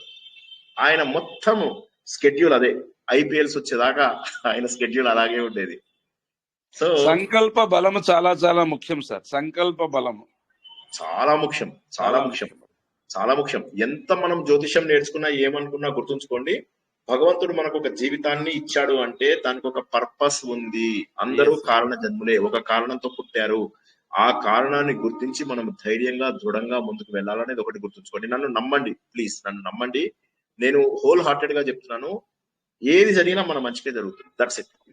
నేను 100 ఎగ్జాంపుల్స్ చెప్పగలను, కానీ ఇప్పుడు ప్రస్తుతానికి అది మన టాపిక్ లో విషయం కాదు. ఇది ఒక జస్ట్ గుడ్డిగా నమ్మండి. ఏంటంటే ఏది జరిగినా మన మంచిగా జరుగుతుంది. కాబట్టి సంతోషంగా ఉండండి. ఎందుకంటే we can make mistakes, but God ఎవరైతే ఉన్నారో, ఇంత అద్భుతమైనటువంటి సృష్టి చేసినటువంటి భగవంతుడు, he can never make mistakes. Believe. ముందు దేవుడిని నమ్మండి ఫస్ట్. దేవుడిని కోరికల కోసం కాదు నమ్మేది. ఫస్ట్ దేవుడు అనేవాడు ఈ సృష్టిలో ఉన్నాడు, దేవుడు అందరిలో ఉన్నాడు, దేవుడు నాలో ఉన్నాడు. చర అచర అన్నింటి లోపల భగవంతుడు, జడము చైతన్యము అన్నింటిలో ఉన్నాడు అన్న సత్యాన్ని గుర్తించినటువంటి ప్రతి ఒక్కరు కూడా ఆనందంగా ఉంటారు. సర్వభూత నివాసోసి శ్రీ వాసుదేవ నమోస్తుతే. నమోస్తుతే. Correct, correct.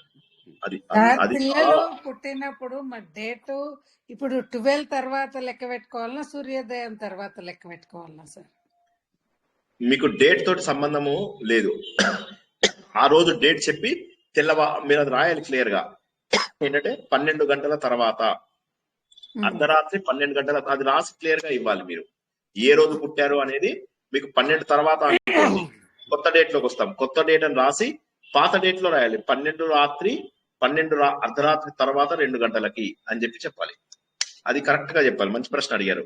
అది చెప్పకపోతే తప్పవుతుంది. డేట్స్ మనము ఈ 24 అవర్స్ ఏదైతే ఉందో దీన్నే ఫాలో అవుతాము. కాకపోతే చెప్పేటప్పుడు క్లియర్ గా చెప్పాలి, అర్ధరాత్రి తర్వాత పుట్టాడు అని చెప్పాలి. ఎప్పుడు వాళ్ళు కూడా అడుగుతారు. అండ్ ఈ రోజుల్లో కంప్యూటర్ లోపల AM PM అని వేసేస్తున్నారు వాళ్ళు. కాబట్టి మీరు వర్రీ అవ్వాల్సింది లేదు. టైం మీరు గుర్తుంచుకుంటే చాలు. మీరు అది ఏ రోజు ఏ టైంకి పుట్టాడని మీరు గుర్తుంచుకుంటే చాలు. రాత్రి అర్ధరాత్రి అయితే అర్ధరాత్రి తర్వాత ఏమవుతుంది? PM అవుతుంది. పొద్దున AM అవుతుంది. ఆ AM ని మీరు గుర్తుంచుకుంటూ 12 AM తర్వాత 1 AM 2 AM 3 AM 4 AM 5 AM 6 AM అలా రాసుకుంటే చాలు. ప్రస్తుతానికి మన ఉన్నటువంటి టైం ని మాత్రం వాడండి ఖచ్చితంగా. ఇప్పుడు 12 తర్వాత 2:30 టైం ఉంటది. అర్ధరాత్రి తర్వాత 12 తర్వాత 2:30 ఉంటది. అప్పుడు 2:30 AM అని చెప్పాలి వాళ్ళకి. 2:30 AM 2:30 AM 14వ తారీఖు అని చెప్పాలి. 13వ తారీఖు అర్ధరాత్రి దాటిన తర్వాత అని పక్కన రాసి ఇవ్వండి.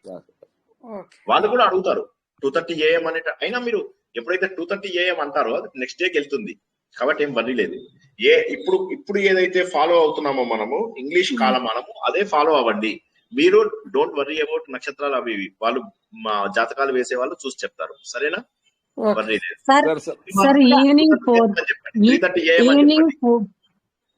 ఈవినింగ్ 4, 5, 6 అలా అన్నప్పుడు ఆ రోజు డేట్ చెప్పి PM అంటే సరిపోతుంది కదండి? సరిపోతుంది, అంతే.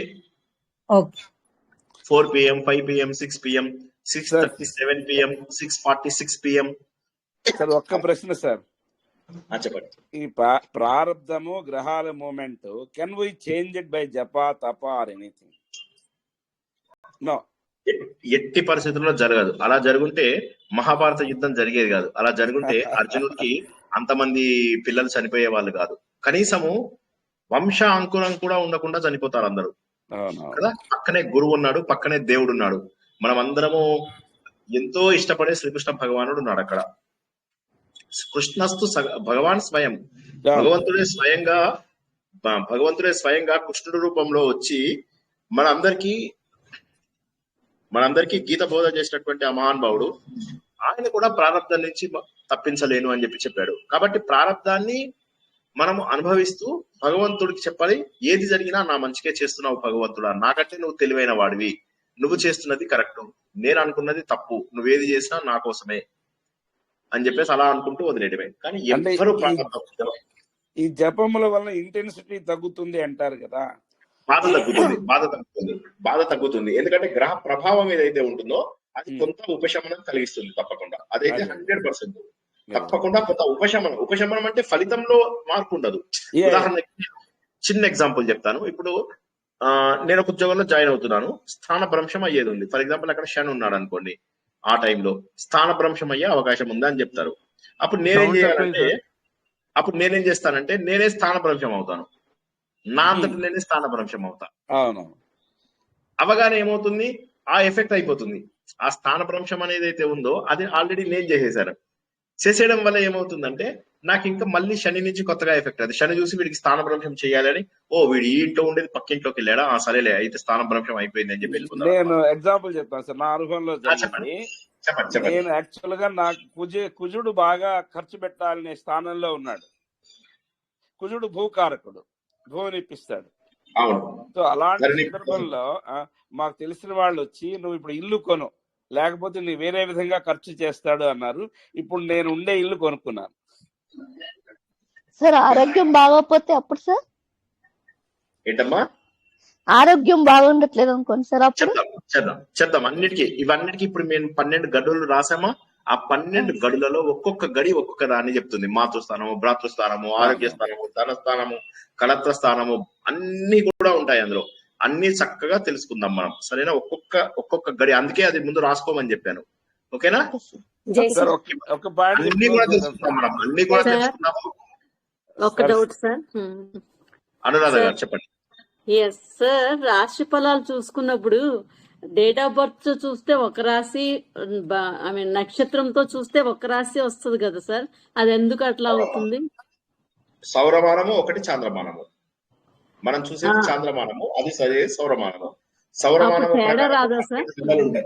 సౌరమానము ప్రకారము 12 నెలలు ఉంటాయి. మేష నెల, వృషభ నెల. ఇప్పుడు మనకు మకరం నెల నుంచి మనము కుంభం నెలలోకి వెళ్తాము. మకర సంక్రాంతి అన్నాం కదా, తర్వాత కుంభ సంక్రాంతి జరుగుతుంది, తర్వాత మీన సంక్రాంతి జరుగుతుంది. ఇలా వెళ్తూ ఉంటాయి. ఏదైతే అది దాన్ని ఏమంటారు, సౌరమానము అంటారు. సౌరమానం కాకుండా ఇంకొకటి ఏంటంటే చాంద్రమానము. చాంద్రమానం అంటే గమనం ద్వారా చంద్రమానమే. భారతదేశం అంతా చంద్రమానమే కదా, ఇంకా ఆలోచించేది ఏముంది? నక్షత్రమే ఫాలో అవ్వాలి. అంటే సపోజ్ డేట్ ఆఫ్ బర్త్ చూసుకున్న రాశి ఒకటైనప్పుడు, నక్షత్రంతో చూసుకున్న రాశి ఒకటైనప్పుడు తేడాలు ఉంటాయి కదా సార్? నక్షత్రందే యాక్యురేట్. ఎందుకంటే ఫారినర్స్ కనిపెట్టినటువంటి సౌర గమనము మనం కూడా కనిపెట్టాం. అయితే సౌర గమనంలో కొన్ని చిన్న మార్పులు వచ్చే అవకాశం ఉంది. అందుకోసం అని చెప్పి ఆ మార్పులని తగ్గించడం కోసం అని చెప్పి చంద్రగమనం. ఇప్పుడు ఏదైనా కూడా మైక్రోస్కోపిక్ వ్యూలో చూస్తే మనము జాగ్రత్తగా ఉంటాము. ఉదాహరణకి మనకు తిథి కరణం అని 2 ఉన్నాయి. తిథి అనేదేమో 24 కొత్త టైం ఉంది అనుకోండి, కరణం అందులో సగమే ఉంటుంది. సో మీకు ఇంకా యాక్యురేట్ గా చూడడానికి వీలవుతుంది అనమాట, ఇంకా వివరంగా చూడడానికి వీలవుతుంది. అదే విధంగా సూర్యుడిది అంటే గమనం పెద్దది, 12 రూపులు. కానీ ఇక్కడ అలా కాదు. నక్షత్రాల్లోంచి చంద్రుడి యొక్క మూమెంట్ కదులుతూ, సో చంద్రుడు స్లోగా. సో చంద్రుడి యొక్క మూమెంట్ వల్ల ఏమవుతుందంటే ఒక్కొక్క రోజు తిథి, వార, నక్షత్రాలు వీటన్నిటిలో చంద్రుడి యొక్క గమనం అనేటటువంటిది it will give you more accurate results. కాబట్టి ఎక్కువ మంది చాంద్రమానాన్ని గ్రహిస్తారు. ఈ మనలో కూడా సౌరమానాన్ని గ్రహించే కొంతమంది ఉన్నారు. ఇప్పుడు తమిళియన్స్ కొంతమంది సౌరమానాన్ని గ్రహిస్తారు. తప్పులేదు కాదు, కానీ మనము ఎక్కువగా చాంద్రమానం, భారతదేశంలో ఎక్కువ చోట్ల చాంద్రమానం చైత్రం, వైశాఖం, జ్యేష్టం, ఆషాఢం ఇలా పిలుస్తాం. కానీ మనకు సూర్యుడు నెలలు అలా ఉండవు. మేషం, వృషభం, మిథునం, కర్కాటకం ఇలా ఉంటాయి. మకర మాసం, మీనమాసం ఇలా ఉంటాయి. సరేనా? Sir okay sir sir. ఒక పాయింట్ క్లోజ్ చేద్దాం సార్. స్థిరరాశులు just like they are coconut sir. Coconut చుట్టానికి గట్టిగా ఉంటుంది, కొట్టి చూస్తే కొబ్బరి. అబ్బో శర్మ గారు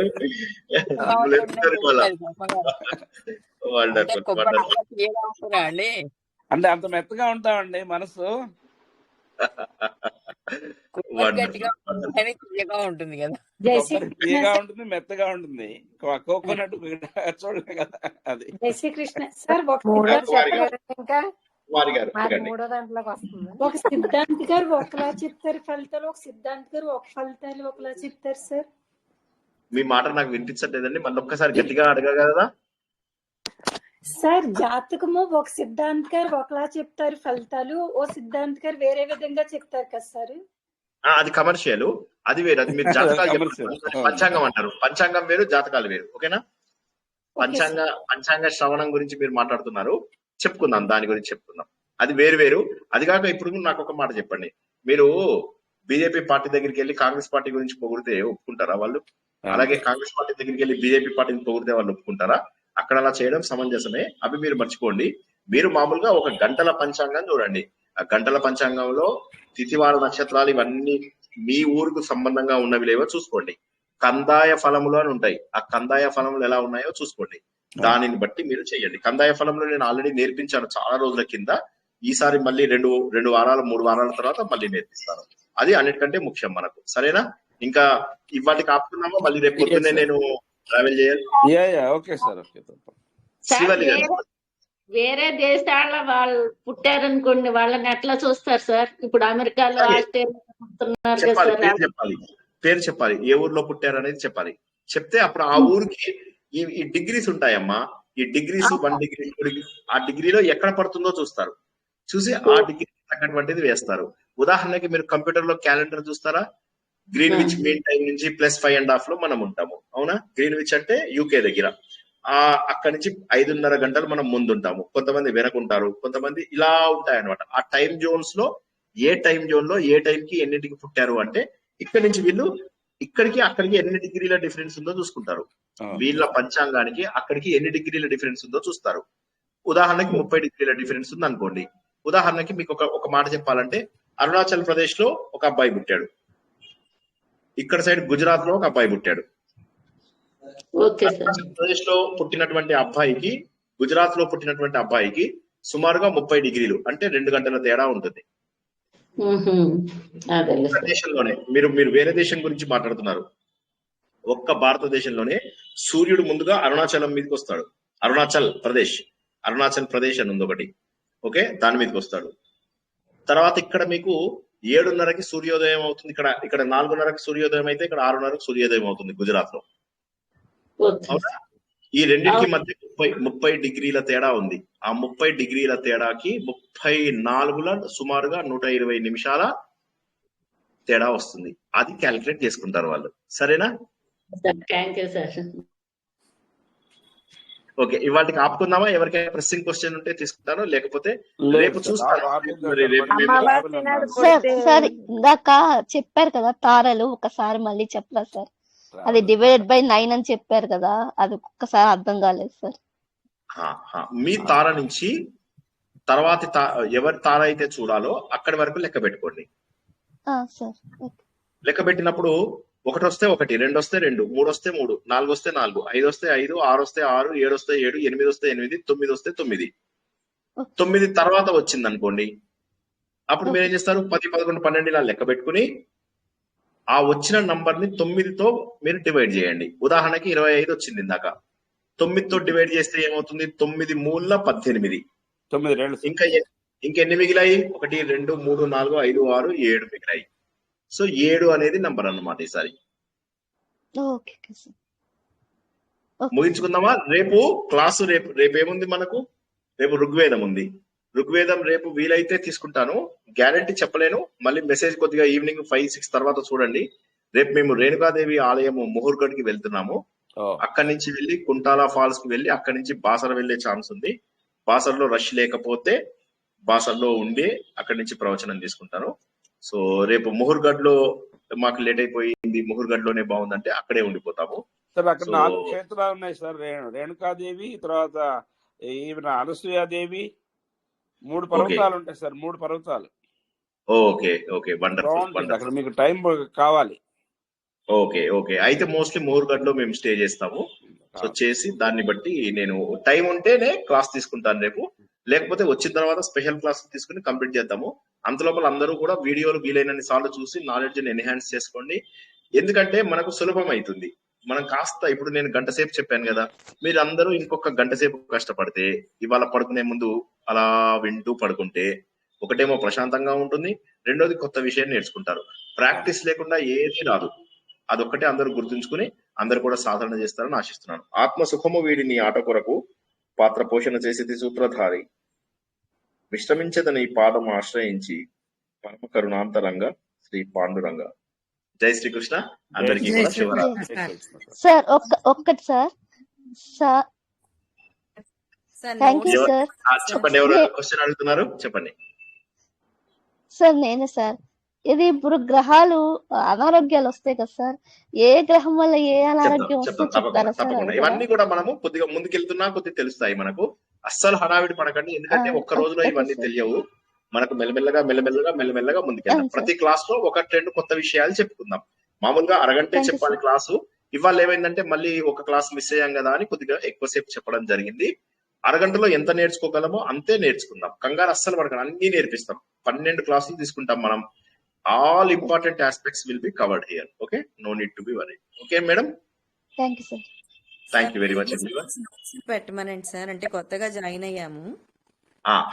అర్చన గారు చాలా మంది పెడుతున్నారు. యాక్చువల్ గా ఇందులో అర్చన గారు, రాధిక పిన్నాక గారు, శర్మ గారు, చాలా మంది అద్భుతమైన నోట్స్. చాలా శర్మ గారు, మీరు అందరు రాసిన వాళ్ళందరూ దయచేసి గ్రూప్ లో నోట్స్ పెడతారా ప్లీజ్? శర్మ గారు మళ్ళీ ఒకసారి పెట్టండి. మళ్ళీ ఒకసారి అన్ని ఇప్పటిదాకా అయినవన్నీ ఒకసారి అందరూ పెట్టండి మళ్ళీ. ఓకే, మేము మిస్ అయ్యాము కొంచెం, మళ్ళా పెట్టండి కొంచెం. జై శ్రీకృష్ణ. అందరూ కూడా అందరికి కూడా శుభం కలగాలి, అందరూ కూడా ధైర్యంగా ఉండాలి, ఎవరికి కూడా దుఃఖం కలగకూడదు, భగవంతుని గట్టిగా నమ్మాలి అనేటటువంటి భావనతో ఈ రోజు ప్రవచనాన్ని ఇక్కడికి ముగించుకుందాం. మీకు కూడా సార్ అవన్నీ. జై శ్రీకృష్ణ.